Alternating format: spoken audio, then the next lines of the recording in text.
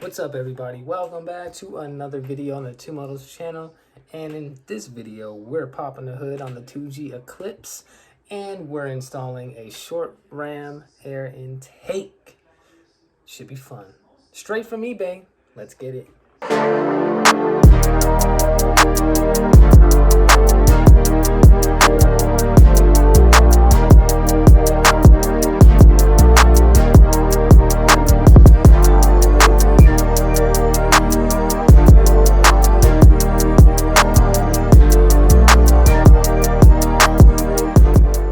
Alright guys, so here we are in the back with the 2G Eclipse, baby. Here she is. Voila. So as you can see, here's our stock unit. All that we need to do to install this is disconnect it here from the turbo, just a clamp there.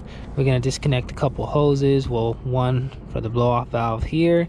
We're going to do one down here, and then there's another there's two more. One that runs from the valve cover right here, and then another one that runs somewhere to I'm not quite sure, to be honest with you, but 1, 2, 3, 4 hoses disconnect from the turbo and then from the MAF, and then the air box I've never removed before, so that's going to be a learning process. But all in all, it should be very simple to remove and install the new stuff.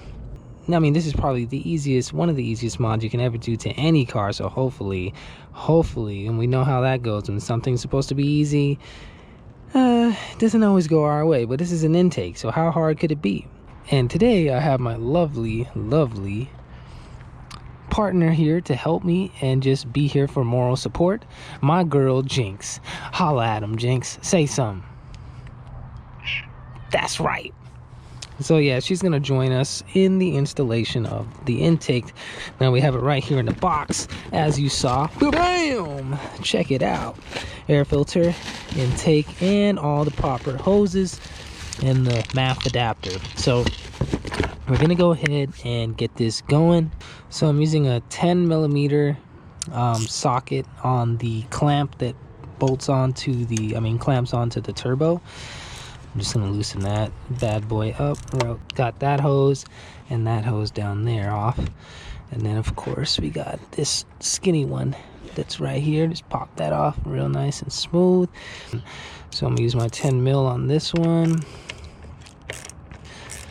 Loosen that up. I'm going to use an 8mm. You could use a flathead screwdriver on that, but I'm just going to use a 8mm. All right, we got her out. This is the stock rubber intake. It's pretty flimsy, and yeah, so the hard pipe should be better, right?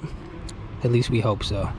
It's not fair that I just leave her sitting here, so I'm gonna have to walk her around a little bit just so she doesn't get bored. My neighbor's M3 is it's kind of nice. He just put those wheels on. It looks pretty dope. Stance is real dope, real nice. Fitment is great, but I think I can drive it better than him. If only he'd let me show him. Looks like the next step is, boom, disconnect your MAF as so. Push down on the clip and pull. Bam. Next, you want to unclip your air box, and then this whole piece will lift up, as well as the filter.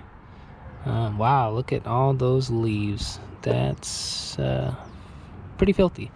Anyway, so we got that off, and that's great. We're gonna have to unbolt this, and this will attach to our new filter. And then we need to remove this. As you can see, it looks like it's just held in by 3 screws. We'll undo those and it should come right out. Oh yeah, she's getting loose now.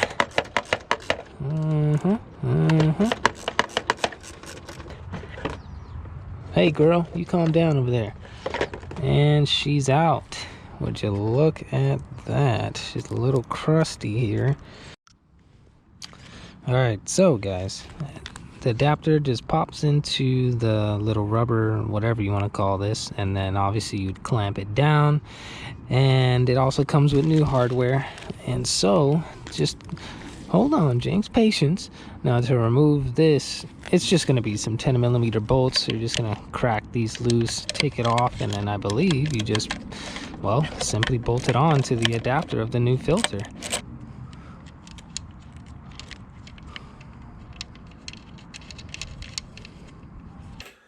So guys, ran into some complications with the eBay intake. So for one, the air filter was too big and was not fitting in the engine bay. So what I had to do was go to AutoZone and get one of those air filters that are like half the size. And I just clamped that on and everything fit up fine. I did not use the red hoses that came with the intake kit because they're too big. The openings were too big and they were too loose on the fittings where they're supposed to go. So I didn't even bother. I just used the stock hoses. But yeah, so with that said, it's on the car and we're gonna get into the sound comparison right now.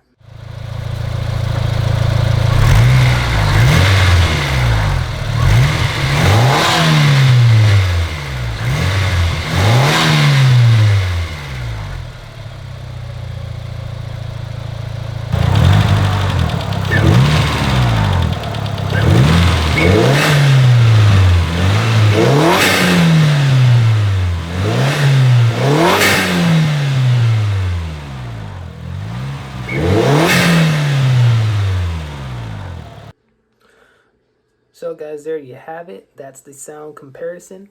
Now, you might be able to notice, the only thing is on the stock one, I didn't rev it as high as I did with the aftermarket one, only because the car was right next to our neighboring house and I didn't feel like revving the shit out of the car and pissing them off. So I didn't rev it up to boost on the stock one, but in the aftermarket one I did. So here's what I can tell in the clips. The engine sound is a little different in the aftermarket one. It's not drastic, but it is a little different. I can't really notice that when I'm driving, but in these clips I can kind of notice it. One thing that did drastically change was the sound of the blow-off valve, and unfortunately you can't hear it in the stock clip because I didn't rev it to boost. But if you have a 2G Eclipse, you know what the stock one sounds like. It sounds like a whistle, but now with this new pipe it sounds like a whoosh of air now, which is pretty cool. I like the sound. And you can hear the you know, the intake actually sucking in air, you know, because it's not encased. And then yeah, as far as performance, I do want to say I feel a little difference, probably in the low end, a little more torque, a little torqueier, just a little bit, but it's nice, you know, it's cool. Is it worth it? Well, considering the fact that it didn't fit and you have to go buy another filter, this filter was about 20 something dollars, I think, or 30, whatever. So it wasn't crazy, but it's like, okay, well, I paid $150 for the pipe. And it was either that, 150 bucks for that, or the engine intake, which was a damn near $300. So, you know, I guess I did save some money, but you know, you get what you pay for. And if you buy the engine one, yeah, it's more money, but everything's gonna fit, you know, it's gonna fit right. And that's usually how it goes with eBay stuff anyway. There's always like some fitment issues, and nothing's ever perfect. So yeah, you get what you pay for. So yeah, hopefully you guys enjoyed that, and stay tuned for more.